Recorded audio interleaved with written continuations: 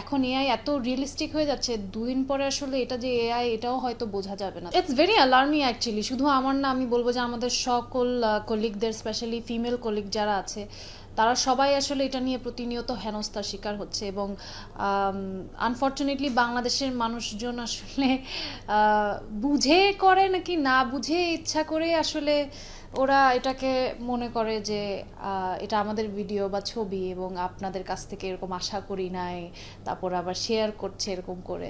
So আমার মনে হয় এটার একটা প্রপার ওয়েবসাইট বা কোনো কিছু থাকা উচিত, যেখানে আমরা হয়তো আমাদের ফেসটা রেজিস্টার করে রাখতে পারবো, যেখানে এআই দিয়ে কেউ জেনারেট চাইলেও করতে পারবে না। সো আমি এটা আসলে কয়েকজনের সাথে কথা বলছি, because I think I need to protect that, মানে ওই সেফটিটা। বিকজ এখন এআই এত রিয়েলিস্টিক হয়ে যাচ্ছে, দুদিন পরে আসলে এটা যে এআই এটাও হয়তো বোঝা যাবে না। তো সেক্ষেত্রে এটা আমাদের জন্য অনেক অ্যালার্মিং।